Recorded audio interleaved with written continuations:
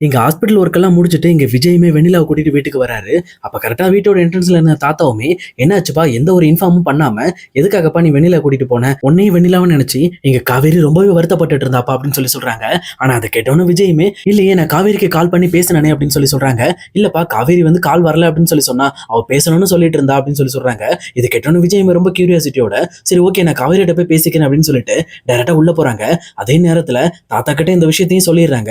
"இது மாதிரி வெண்ணிலாக்கு ட்ரீட்மெண்ட் நம்ம கொடுத்தாகணும். ஒண்ணு வீட்ல வச்சு குடுக்குற மாதிரி இருக்கும். இல்லனா ஹாஸ்பிடல்ல வச்சு குடுக்குற மாதிரி இருக்கும். அதனால வெண்ணிலா நம்ம கூட தான் தங்குற மாதிரி இருக்கும்" அப்படின்ற விஷயத்தையும் சொல்றாங்க. இது கேட்டோன தாத்தாவுமே சரிப்பா யோசிச்சுக்கலாம். நீ முதல்ல காவேரிட்ட போய் பேசு அப்படின்னு சொல்லி இங்க விஜயுமே அனுப்பி வைக்கிறாங்க. அதே நேரத்துல இங்க விஜயுமே காவேரி போய் பாக்குறாங்க. இங்க காவேரியுமே என்னாச்சு விஜய் ஏன் எந்த இன்ஃபார்மும் பண்ணல எனக்கு அப்படின்னு சொல்லி அவங்களுமே கேக்குறாங்க. ஆனா இது கேட்டோன்னு விஜயுமே இல்ல காவேரி நான் கூட உனக்கு கால் பண்ணனே நீ கூட எனக்கு பேசினதானே அதான் நான் ஆல்ரெடி கிளம்ப போறேன் அப்படின்ற விஷயத்த உனக்கு ஒரு லெட்டர் எழுதி உன் ரூம்ல வச்சுட்டு போன நீ அதை பாக்கலையா அப்படின்னு சொல்லி கேக்குறாங்க. இந்த பக்கம் காவேரிக்கு ஒண்ணுமே புரியல. இல்லங்க நீங்க சொன்ன மாதிரி எந்த ஒரு லெட்டருமே இல்ல அப்படின்னு சொல்றாங்க. உடனே விஜயமே இருந்துகிட்டு அவரோட மொபைல் எடுத்து கால் லிஸ்ட்ல இங்க பாரு காவேரி நான் உங்ககிட்ட பேசியிருக்கேன். இந்த மாதிரி 4 நிமிஷம் நீ லைன்ல இருந்திருக்க உங்ககிட்ட நான் பேசுறேனே அப்படின்னு சொல்றாங்க. அப்ப காவேரியுமே இல்லங்க நான் உங்ககிட்ட பேசவே இல்லை. உங்களுக்கு நான் கால் ட்ரை பண்ணும்போது பிஸி தான் வந்துச்சு. நீங்க ஒரே டைம் அட்டன் பண்ணிட்டு இந்த பக்கம் ஒரு முக்கியமான விஷயம்னு சொல்லி கட் பண்ணீங்க. அதுக்கப்புறம் வேற எதுவுமே கிடையாது அப்படின்னு சொல்றாங்க. ஆனா இதை கேட்டோன்னே இந்த பக்கம் விஜய்க்குமே ராகினி மேல பயங்கரமா டவுட் வருது. அப்ப இதுக்கெல்லாம் காரணம் ராகினியா தான் இருப்பா. சரி ஓகே நான் ஃப்ரெஷ் ஆயிட்டு வந்துடுறேன். அதுக்கப்புறம் ராகினிட்ட பேசிக்கலாம் அப்படின்னு சொல்லிட்டு அவருமே ஃப்ரெஷ் ஆகி போறாரு. அதே நேரத்துல இங்க வெண்ணிலாவை பார்த்த காவேரியுமே உங்களுக்கு இப்ப எப்படி இருக்கு பெட்டரா இருக்கா அப்படின்னு சொல்லி கேக்குறாங்க.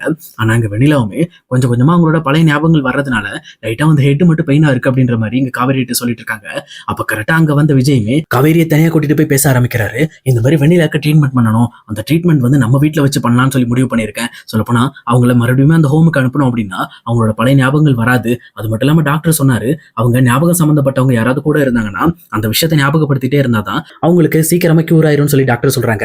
அதனால இந்த விஷயத்துல நீ என்ன முடிவு பண்ற காவேரி அப்படின்னு சொல்லிட்டு இங்க காவேரிட்ட சஜஷன் கேட்கறாங்க. இதை கேட்டோன்னே காவேரிக்குமே புரிஞ்சிருது. சொல்லப்போனா இன்னுமே விஜய் வந்து நம்மள வெறுக்கல. நம்மள இன்னுமே அவங்க மனசுல நினைச்சிட்டு தான் இருக்காங்க. சொல்லப்போனா இந்த ராகினி தான் சம்மந்தமே இல்லாத விஷயத்துல என்ன ரொம்பவே வெறுப்பேத்திட்டான்னு சொல்லி ராகினியை பத்தி யோசிக்கிறாங்க. அதே நேரத்துல இங்க விஜயுமே அதுக்கப்புறம் இந்த மெடிக்கல் விஷயம் எல்லாத்தையுமே பேசி முடிச்சுட்டு இங்க வெண்ணிலா கிட்ட போயிட்டு இங்க பாரு வெண்ணிலா நீ இந்த ட்ரீட்மெண்ட் முடிகிற வரைக்கும் நீங்க வீட்லயே இருக்கலாம். சொல்லப்போனா நீ இந்த வீட்ல இருந்து ட்ரீட்மெண்ட் பாக்குறதுக்காக என்னோட சேர்ந்து காவேரி உனக்கு உறுதுணையா இருப்பா அப்படின்னு சொல்றாங்க.